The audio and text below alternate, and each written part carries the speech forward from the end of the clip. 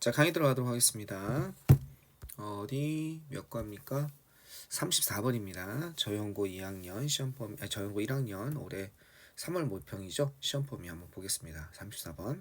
자, 식물들도 의사소통을 할 수 있습니다. 비록 모는 아니지만 똑같은 방식은 아니지만 더불어 우리가 하는 것과 똑같은 방식은 아니지만 두는 뭡니까? 이때 두는 대동사라고 그러죠. 앞에 나와 있는 의사소통하다, 이 communicate를 받는 거죠. 그랬을 때 일반 동사는 do나 does나 did로 써주는 거죠. 우리가 의사소통하는 것과 똑같은 방법식은 아니지만 여기 뭐가 빠졌습니까? 관계부사 how가 빠져 있고 또 반드시 빠져야죠. the way, how는 나란히 못 쓰니까요. 다만 that은 쓸 수 있죠. 요건 관계 부사를 대신해주는 대시입니다. 알겠죠? 네, 조심해서 보시면 되겠습니다. 우리가 의사소통하는 것과 똑같은 방식은 아니지만 그 식물들도 의사소통을 한다는 겁니다. 어떤 식물들은 표현합니다. 그들의 불만족입니다. discontent. 불만족을 뭘로써? 향기, 냄새를 얘기하는 겁니다. 향기, 냄새를 통해서 어떻게 불만족을 표현합니다. discontent. 됐죠? 여기까지는 불만을 표현합니다. 당신은 알고 있습니다. 뭘 알고 있냐면 그 냄새를 이용해서 식물이 의사소통한다는 거죠. 좀 독특합니다. 당신은 알고 있습니다. 어떤 것? 그러한 냄새. 그러한 냄새를 알고 있습니다. 그래서 대신 대리아를 알다가 아니라 그러한 냄새를 알고 있습니다. 어디? 대기 중에 떠도는. 행하면은요. 대기 중에 걸려있는, 감도는 이런 뜻입니다. 그러면 떠도는 거니까 플로트란 개념도 되겠죠. 둥둥 떠 있는 거니까. run, 대기 중을 따라 흐르는. 그 다음에 대기 중을 따라 플로우, 흐르는. 이런 거 다 될 겁니다. 다 S 붙이면 되겠죠. 뭐한 후에 당신이 잔디를 깎답니다. 여기서는요. 잔디밭에 잔디를 깎은 후에, 잔디밭에 잔디를 깎은 후에 대기 중에 흐르는 주격관계 대명사죠. 그죠? 감도는 그런 냄새를 여러분은 압니다. 나는 잔디밭에 잔디에서 냄새를 잘 모르겠는데 잔디밭이 그래서 잔디를 깎은 적이 없어서 다만 차를 운전하다 보면 이 특히 봄철에 그 가로수를 전지를 많이 해요. 가지치기 한다 그러죠. 뭐 여러 가지 이유가 있을 텐데 그럼 냄새가 어마어마하게 납니다. 그 나무 냄새라고 그러죠. 근데 그 나무 냄새가 산에서 그 비가 올 때 나는 냄새랑 좀 달라요. 뭔가 좀 독합니다. 냄새가. 나는 운전하다 말고 무슨 생각이 들었냐면 야, 이 나무가 아프다고 하는 거 아닌가 하는 생각을 좀 한 적이 있었거든요. 그런 독한 냄새가 납니다. 여기도 그런 말 하네요. 그것은 실제로 그 냄새는 실제로 뭐라는 거예요? 긴급 구조 신호라는 겁니다. 도와줘 이런 건가 봐. 그죠? 자, 여기까지는 나무들이 의사소통 방식에 있어서 냄새를 이용한다 그런 내용을 얘기하고 있고요. 그 다음에 여기서부터는 이제 여기까지는 냄새고 즉 후각을 이용한 거죠. sense of smell. 여기서부터는 청각을 이용한 소리를 사용한다. 소리를 이용한다는 겁니다. 소리. 소비가 아니라 소리. sense of hearing이죠. 즉 소리 맞습니다. 즉 어떤 소리냐면 비록 요런 프리퀀시가 이게 주파수란 뜻이에요. 빈도수란 뜻도 있지만 라디오 주파수 있죠. 그러니까 어떤 거예요? 우리가 들을 수 없는 그런 주파수긴 하지만 그러니까 소리가 나는데 우리는 못 듣는 거죠. 우리가 들을 수 없는 여기 hear 뭐가 없습니까? 목적어가 없잖아요. 그죠? 우리가 들을 수 없는 그런 주파수이긴 하지만 그것이 소리수, 소리를 갖다가 이용한다는 거죠. 주어와 비동사가 생략됐다고 생각하시면 되겠죠. 그것이 이런 주파수이긴 하지만 목적격 관계대명사 얘랑 같았다. 그 다음에 얘가 이걸로 바뀌어서 나갔다. 관계대명사는 항상 이렇게 빈칸을 찾는 연습을 하십시오. 그래야 구문 분석이 늡니다. 연구자들은 실험했습니다. 식물과 마이크로폰 하면 마이크죠. 마이크로 실험을 했습니다. 자, 이것을 알아보다 이런 뜻이죠. 그죠? 이런 것을 알아보기 위해서 뭐뭐인지 아닌지 알아보기 위해서 외도절이 나왔죠. 그것들이 그죠? 그들이 녹음할 수 있는지 데이가 가리키는 건 누구겠습니까? 연구자들이죠. 연구자들이 어떤 트러블 어떤 문제가 되는 신호죠. 트러블 콜이니까 문제가 있다는 신호를 그들이 녹음할 수 있는지 없는지 녹음할 수 있는지 없는지를 알아보기 위해서 식물과 마이크로폰을 가지고 실험을 했다는 겁니다. 그들은 또한 이런 사실을 발견했습니다.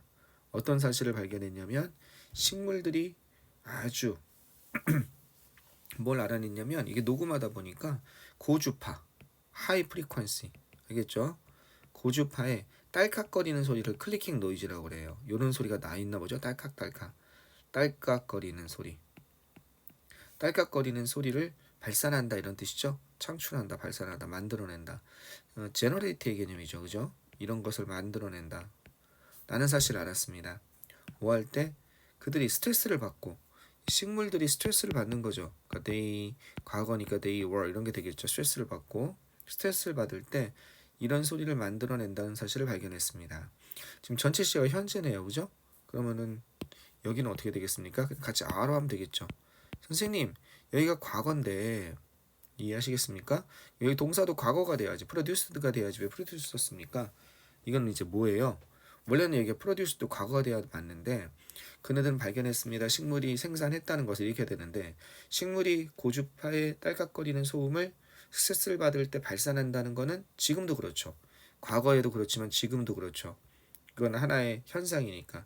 그러니까 과거에도 그렇고 지금도 그렇고 미래에도 당분간 그럴 그런 현상들은 어떻게 현재로 표시할 수 있는 겁니다.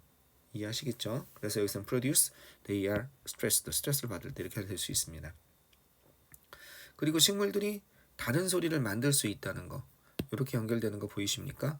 식물들이 만들 수 있다는 거, 다른 소리를, 그죠? 다른 스트레스 원인에 대해서, 스트레스에 대해서 소리를 만들고 스트레스 원인이 다르면 또 소리의 종류도 다르다는 사실을 발견한 겁니다. 정말 독특하네요. 선생님이 식물이 살아있다고 느끼는 가장 그거는 이제 식물 중에 촉감이 살아있어서 더 센스 오브 터치라고 그러죠. 이 손을 대면 이렇게 움츠려드는 식물이 있어요. 그건 좀 징그럽더라고. 동물인지 식물인지 좀 애매하더라고. 그쵸? 어쨌든 계속 한번 가봅시다. 이 상황에서 지금 소리를 이용한다고 그랬죠. 식물이 내는 소리는 뭐 했을 때? 이랬을 때 식물이 내는 소리예요. 그죠? 그것이 getting watered, 물을 주어지지 않았을 때, get 다음에 형용사가 나와서 뭐만 상태가 되던데 낫이 있으니까 물이 주어지지 않았을 때 여기까지 가야겠죠, 그죠? 여기서 끊지 마시고 식물이 만드는 소리입니다. 뭐 했을 때? 그것이 물이 주어지지 않았을 때.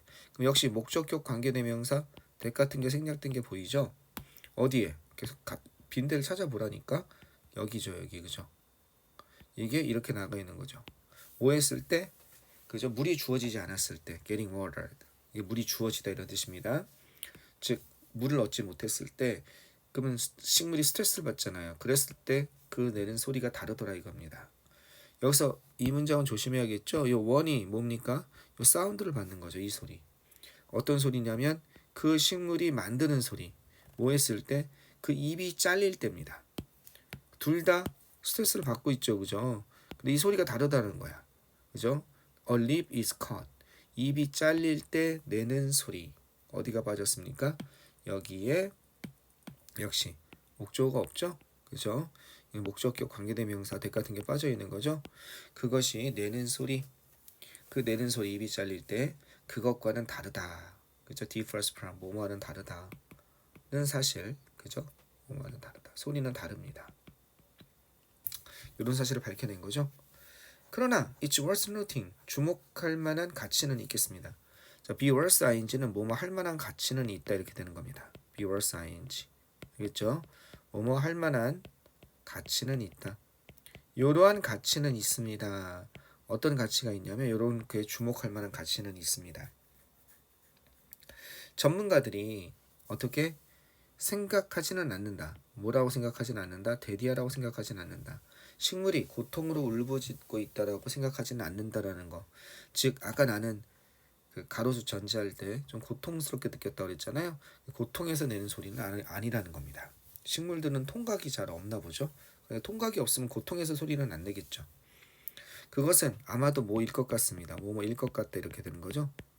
그죠? 이 내는 소리는 뭐일 것 같냐면 이러한 반응은, 그죠? 바로 이런 것일 것 같습니다. 이렇게 되는 거죠.